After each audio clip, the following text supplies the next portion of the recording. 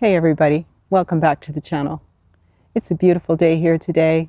It's going to be up into the upper 20s. Yesterday was over 30. We have about another week of this kind of weather predicted, so just going to enjoy the day. And it's a puttering day. I'm not going to exert myself too greatly, not going to work up a sweat, but there is stuff that I'd like to get done. I'm going to clean the onions. I have new perennials. I have to maybe find a spot to plant them. I have some more new perennials that have been planted over in the gravel garden, and I think they're going to need some water. I'm going to check on them. Maybe some deadheading, and just, sitting in the shade or standing in the shade and just enjoying the day. My name is Sharon, and I garden on a large yard in a small town in East Central Saskatchewan, Zone 3. Welcome to my Sass Garden.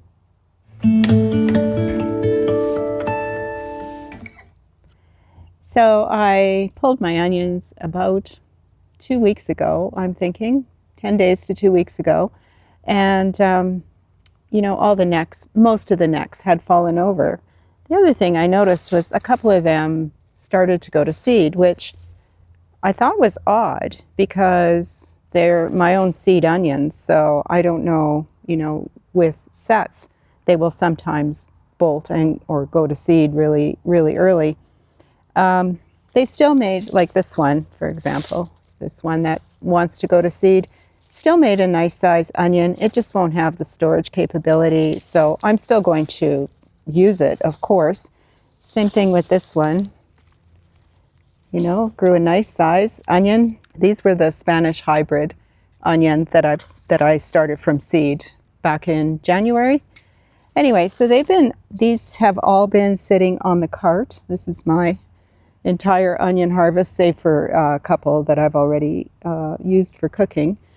Anyway, so I'm going to just clean these up and get them ready to go into the house for long-term for storage. They are nicely dried. We had fairly nice weather for drying for the most part. There were some rainy days that I just left them, 2 days I think I just left them in the garage. It's just to keep them out of the rain. But I have one of these carts. It's just stretched steel on the bottom. It's all open. And it's really, really good for drying all kinds of things or washing things or cleaning things. Next thing that this is going to get used for is going to be the potatoes. And they've, like I said, they've been sitting on the cart for about, I'm going to say about 2 weeks. I do have a tag. These are on this side here. I had a few candy onion that I planted, and that's what they pretty much came to. They weren't big for me last year either. I'm happy with them. They're a good cooking onion.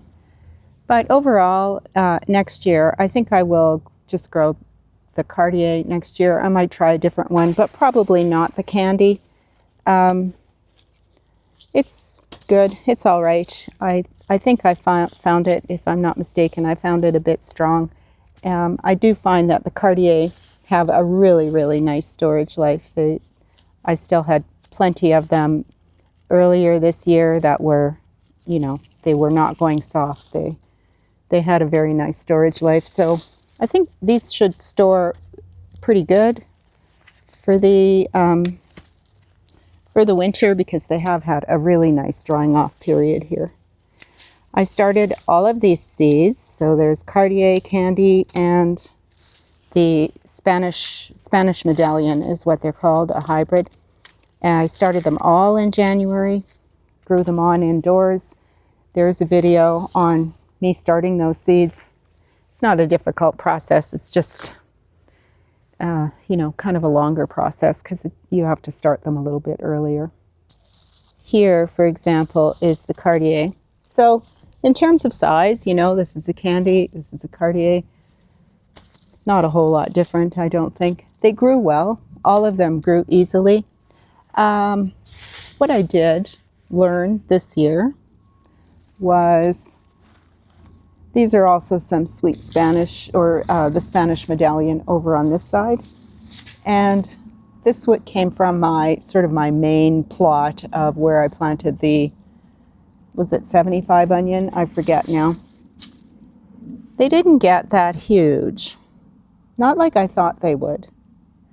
But you know, I didn't have drip watering set up there. I watered by hand occasionally. Otherwise, they relied on rain, which is generally what I do with onion. But I had a few. If you recall, I had some left over. I didn't have quite enough room in my small space for those 75 onion. And so I planted these ones over by the cabbage and broccoli bed. And in there I had drip watering set up. So these actually had that benefit of drip watering.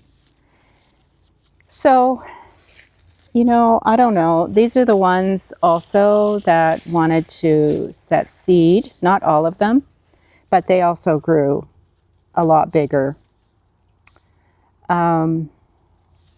There is something to the, you know, water them well to get big onions, I think. And so next year I will plan to set up drip watering in my onion. I'm going to have one whole bed for onion next year. I'm hoping to grow 150 onion next year.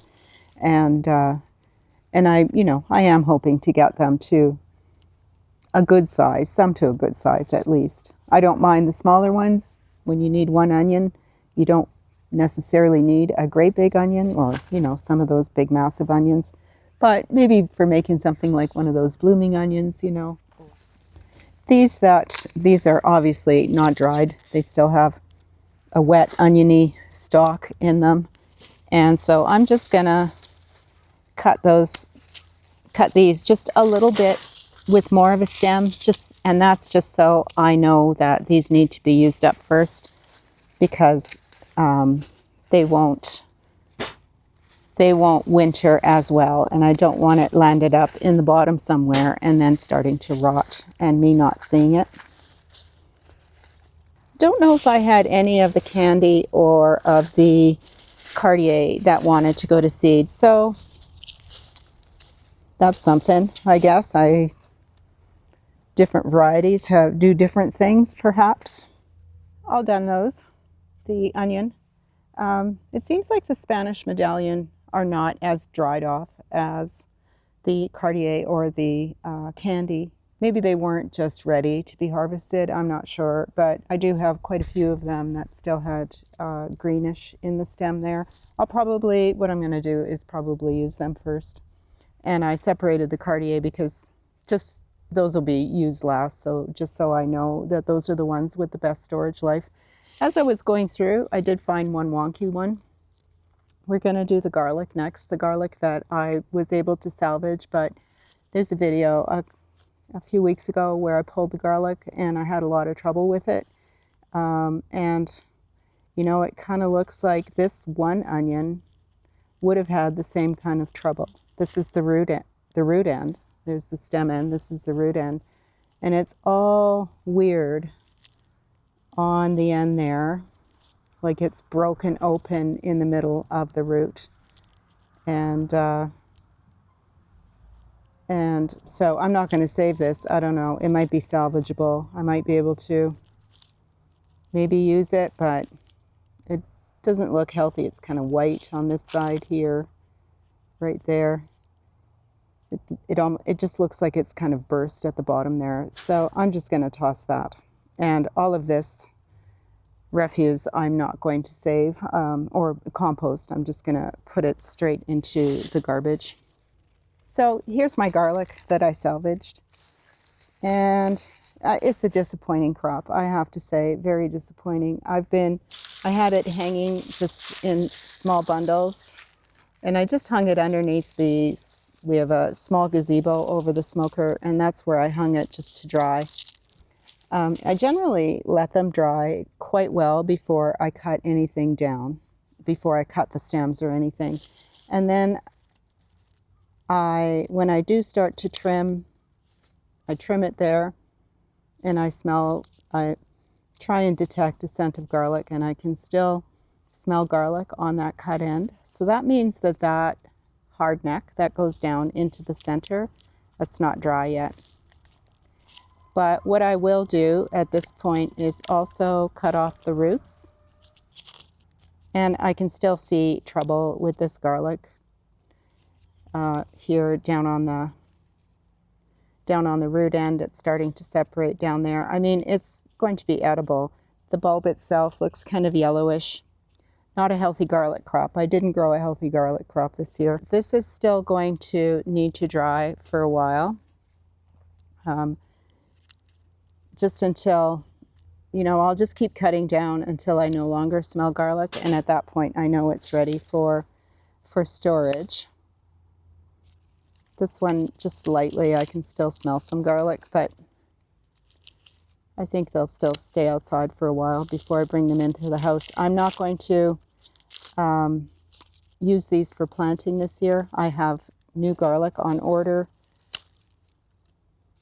Yeah, not quite ready yet. And just not a great crop, you know. Odd, well, perhaps not odd. I suppose it can happen at some point, but for all the years I've been growing garlic, that's the first time I've had trouble like that. They're always really good. I gotta finish my sentences. So when I smell this one, I can also see inside that it's dry, and I didn't smell any garlic, so cut a little bit lower, no smell. This one is fully dry. I can't smell any garlic on that one.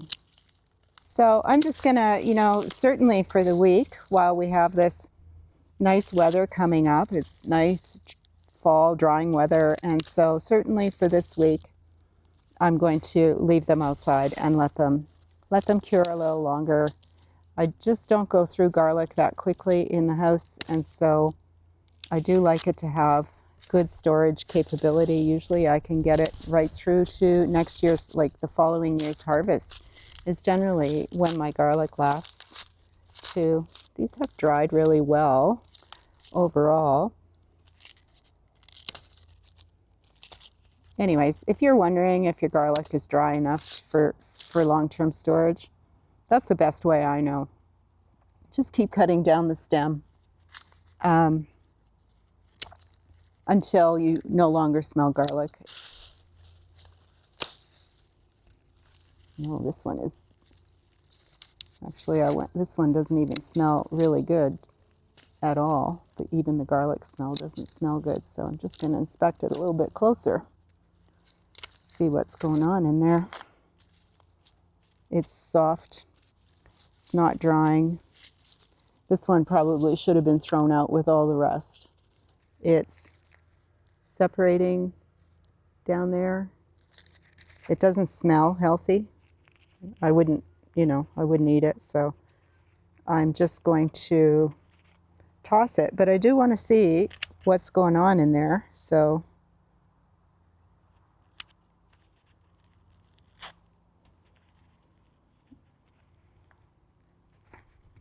it's still wet. Those cloves in there are starting to look a little translucent. It wouldn't, you know, crack open like a normal garlic bulb would. Yeah, look at that. Just ugly. Ugly, ugly. Whatever pest got into them certainly did a number on my garlic this year. This one as well is kind of breaking at the bottom there. Not good. I wonder if I should check this one a little closer. I think this is going to be the same. So that damage was, you know, not just initial damage that I could harvest and kind of salvage. If these bulbs went into storage, they would turn into a moldy, stinky mess in no time. They're already molding. So I ordered the new garlic for planting. I ordered it from Costco online. They sell a package of 5 different kinds of garlic, 7 bulbs each, I think it is.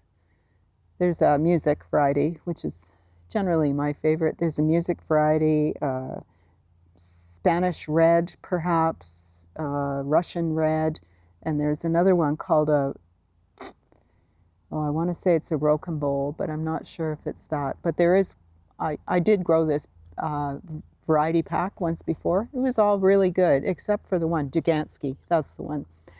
That grew okay. I did have some losses on it over winter, but it had no storage, like very, very short storage life. So I think in the package that we're getting, those Dugansky ones, they'll just be our eating garlic.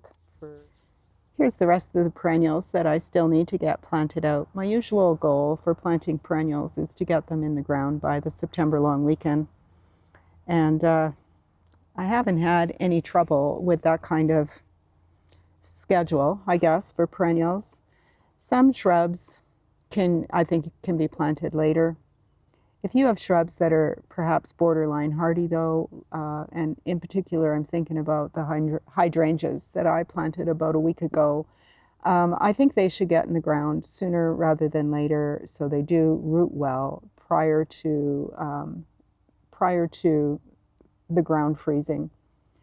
But generally September, for shrubs and trees, September is a great month because it's cooler and they're not having to transpire as much through their leaves. They're starting to not put on, or they're not putting on growth, so they're starting to just die back a little bit, but their roots are really busy just getting ready for winter, and they're going to root in. Anyways, so I have a few days left to plant these. It's the 27th today. Hopefully by the weekend I will get them in, or on Monday, and then the temperatures are supposed to cool off after that too. But maybe I'll get a few in the ground today. We'll see. I was happy to find a pink spike bugbane, Actea simplex pink spike, and it's known as bugbane. This doesn't look like much. So I can put a photo on the screen of what it should look like. I only recently saw a photo of this. I was quite taken with it. It also has darker foliage, which I really like. I found another yarrow. This is Firefly Peach Sky. I have the yellow and I have the fuchsia.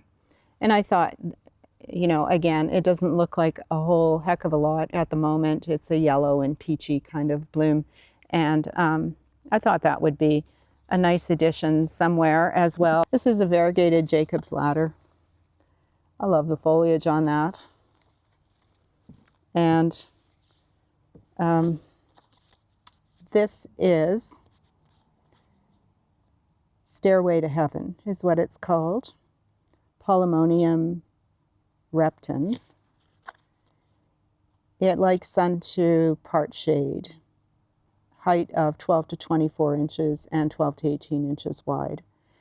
It likes to keep well watered, or says to keep it well watered, and it's hardy in zones 3 to 7.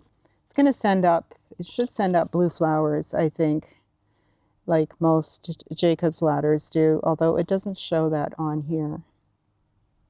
I haven't found that the Jacob's ladders, I think I used to grow one quite some time ago, not variegated though. Didn't really find the blue flowers to be all that, they weren't, I wasn't gaga over them. But I do really like this variegated foliage, and I think back on the north border there where I'm trying to fill in with part sun, part shade plants, I think that should look nice. This also has some pink variegation going on it. Just a little bit on the tip there, and it does show it on the tag that there is pink variegation as well. The yarrow, I did not mention that. It is also zones 3 to 8 and full sun 32 to 36 inches tall is what it says, with a 28-inch spacing. So it should bulk up really nicely and get quite tall actually too. So I'm going to have to consider that for sure when I look for a spot. And this bugbane is also part sun, part shade, and likes wet soil, as I recall. And this is the light pink bistort, Persicaria bistorta, superba. And it's got pink bottle brush kind of flowers. It says on the back that it blooms from early summer to late summer. I don't think that that blooms that entire time. I'm pretty sure it doesn't, because my neighbor across the street used to have one of these. I'm not sure if it's still there, but there was a beautiful bloom that lasted for quite some time, but it was not from early summer all the way through to late summer. It would be nice if it did do that. Height is 2 to 3 feet, likes clay soil, so that's always nice, and full sun to part shade. So again, and I think it also said, yeah, it likes it wet. I have trouble with this kind of stuff in my yard. I have to think about that long and hard, and try and find somewhere suitable for plants that like that kind of environment, because although I have clay soil, it's usually pretty dry. Even with the mulch, I have a lot of tree root competition, and that's the main thing why I have such dry soil. I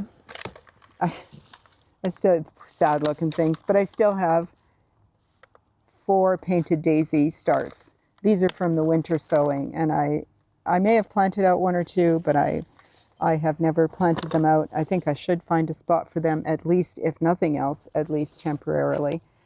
And this is some starts of the Color Spires fuchsia. I just wanted to see if I took side shoots, if they would root, and they did. And so I actually have some started plants here now. I think there's 2, maybe 3 in here. 2 for sure. So again, I need to find a spot for these and see how they grow on. I don't think they should have any trouble. And then I bought 2 primrose. This is Primula Wanda Yellow. I bought this because my mom's name was Wanda, and so so I bought it for that. And also I had been wanting to try these kind of primrose, these ones with these sort of tough, puckery leaves. I've been wanting to try them in my garden, see how they go. So I think these are going to go in between the house and the garage there in my part shade area there, which I do tend to water more often, and it does tend to stay a little wetter. And this primrose is Primula Bavarian Gaudi, and it just says assorted, so I don't know what color it's going to bloom. Bred in Germany for pot and garden culture, zone 3. Height of 6 inches, spread of 6 inches. So it's going to just stay nice and tidy. I figured it was I should probably check and see if any of these new perennials needed some watering today. I mentioned just a bit ago that I have the Firefly Fuchsia, and I just bought that, and there it is. And got that planted right away. And I don't know if you're going to be able to see that, but there's the tiniest little bloom cluster starting right there. So it looks like it's going to start out very dark in their blooms. I cut everything, pretty much everything back that was on here, but it's looking pretty good. So in here, it's in this section with this back and black sedum. There's just over there is the Firefly Yellow Fuchsia. And this over here is a penstemon putting out new bloom stalks. So that's pretty nice to see. Here you can see them open, the one on the left. The one on the right is starting to fade. The one on the back right is faded. That's the seed pods, I guess. And then the one on the back left is a new bloom stalk about to open. I like that plant.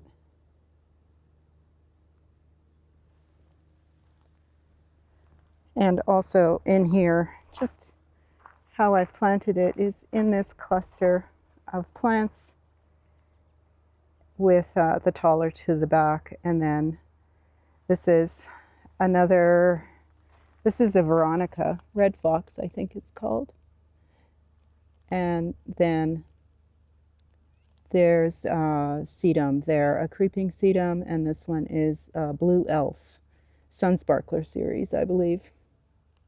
I bought 3 of those sunsparkler sedum, and here where the paths connect, I planted kind of one on each corner. Here's a few more of the perennials. These are all sedum that I just picked up. And I'll just put the names on the screens. This one I really like, that variegated foliage. I sure hope that winters. And then a lower one with nice dark foliage, and the blooms are going to be kind of a dark pink by the looks of it. And that's backed by this taller one right here, which looks like Autumn Joy, but it's not. It has a much darker pink flower. Full bloom, I think, only because it was growing in a pot. But, you know, pretty nice sedum. And this one, a much lighter green foliage. The flowers are going to look a little more white initially, and then they're going to have a light pink bloom. I think this is going to make a really nice grouping right in here. But for all these in here, you know, just considering the heat that we're going to have for the next week probably, and the fact that all of these in the gravel garden have just been planted within the last little while. I mean, most of them are doing, well, all of them actually are doing great. I also transplanted some iris in here, and yeah, they're all doing great, but I think I'm pretty sure they will benefit from a little bit of water. Just a couple more that I found to plant here on kind of on the slope from the upper rock garden over there in front of the greenhouse, and then it just kind of drops down here probably about, I don't know, 2 feet maybe. Anyways, I found this is a creeping phlox right here, and it's called Magenta Sprite. It's a different looking phlox than what we're used to with sort of that needle-ish looking foliage. I like this. I'm hoping that it's going to be really nice. Of course, it didn't have any blooms on it when I bought it. And this up here is a baby's breath, or a gypsophila. And I'm just trying to remember, festival star baby's breath maybe. Gets those clusters of blossoms. I think it will be nice. We'll see how it goes here. I think it's also a zone 4, so we're going to have to see about its hardiness. It's important to remember that even if your plants are drought tolerant, they still need water while they are establishing. These are cat's pajamas, Nepeta, or catmint, and they're putting out a second bloom now. Back here in this back border, I have quite a bit of verbascum, which is also known as mullein. And I like it. I like how the yellow and white spikes come up through for a short time, toward the end of July and into early August. But then I like to get them deadheaded right away, because they'll set seed pretty quickly, and they're not something that you want to set seed unless you really have a wild yard. They set seed very easily, and they can become a substantial plant as well. So I like to get them deadheaded pretty quick, and you know, it cleans up the plant as well. Now, I've mentioned before that I like to chop and drop, but I don't do that with plants that I don't want to seed out. Even though these seeds aren't mature, there could be some on there that you know, just need a little bit more time to mature. These open from the bottom up, and so the seed pods down below are going to be just a little bit more advanced than the ones up high. And so I have a number of them through this back border that I'm going to get done. While I'm here, I saw this blooming. This is the other bistort that I have, the Persicaria bistorta. And so I just bought the light pink. This is the dark pink. I don't remember if it had a particular name.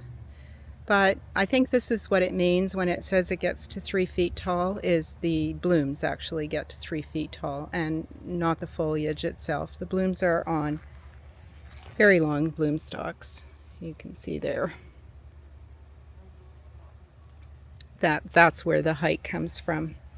Now, that's actually doing very well in this area, better than the area I had it in before.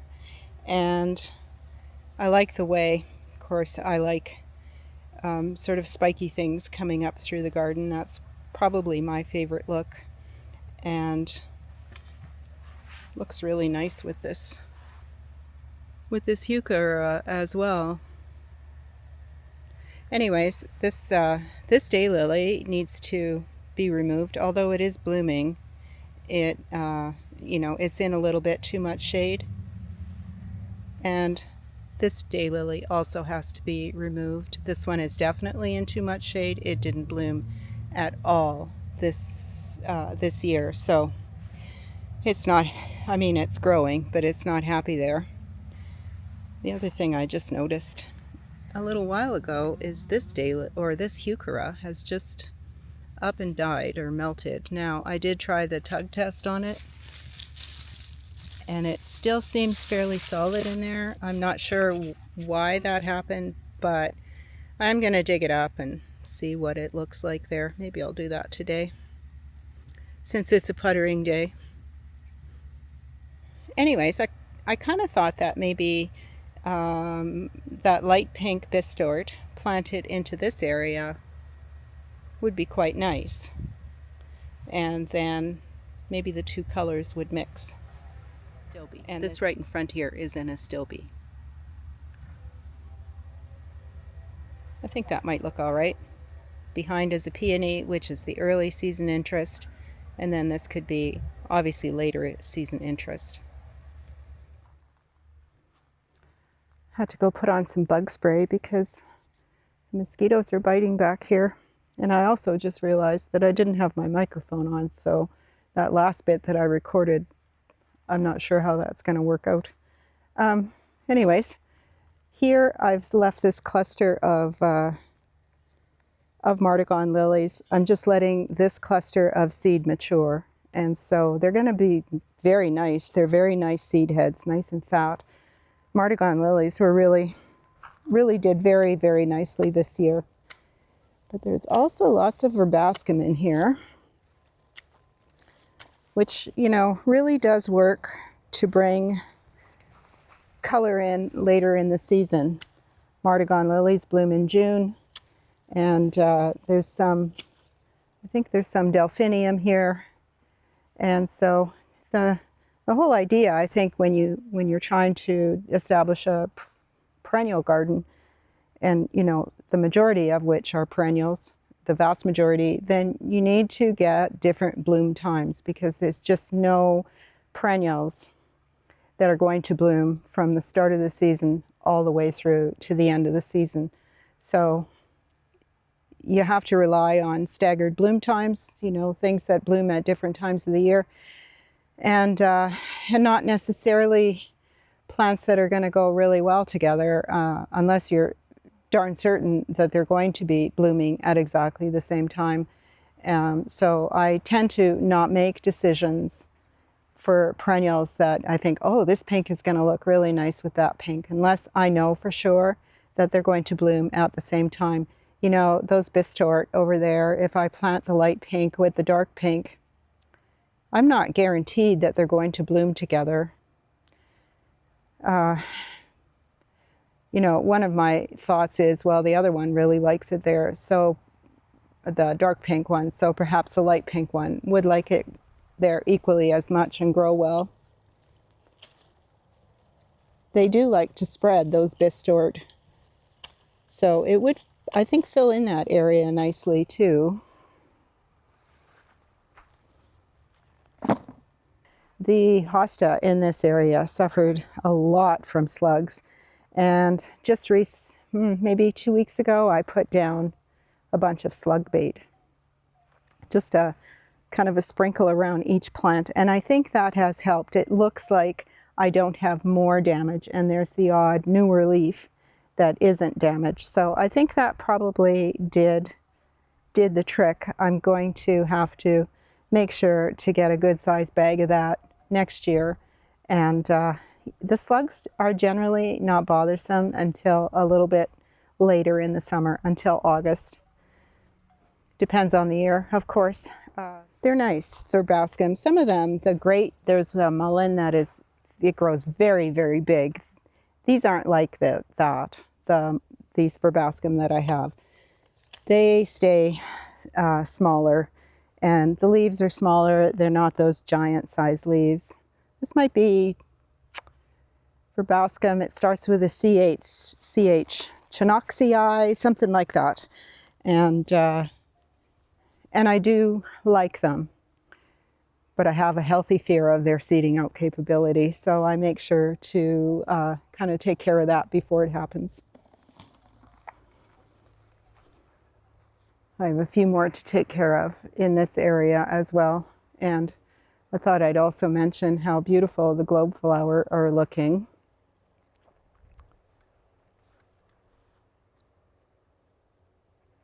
They are just really putting on a show.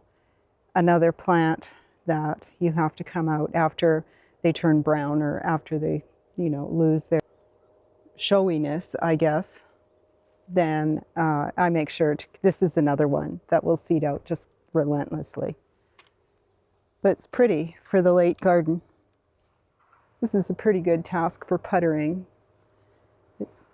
You know, you just kind of get to look around, and it's too hot to want to take on any big jobs or anything like that. So it's a good way to take stock and just enjoy your garden too.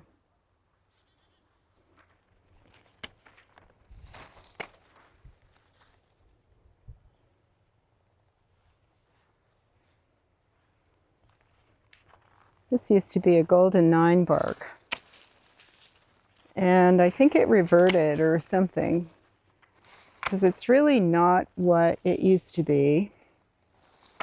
Plus it gets these really tall leaves. These leaves have a lot of chlorosis.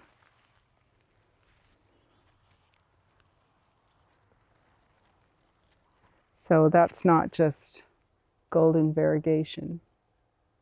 You know, you can see the deep green veining in there with the yellowish. That's always such a good sign of that there's a problem with the plant uptaking the nitrogen from the soil.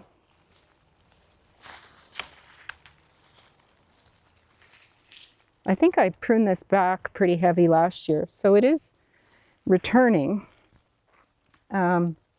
But still not the golden or the yellow variegate or the yellow form that it was. It wasn't variegated. It was just a golden something or other 9-bark. Anyways, that was a pretty good day for puttering outside. I hope you get a chance to putter in your garden too, just enjoying the day. I hope you enjoyed the video. If you did, give me a thumbs up, tell your friends, and if you haven't yet, hit that subscribe button. Thanks for watching. See you.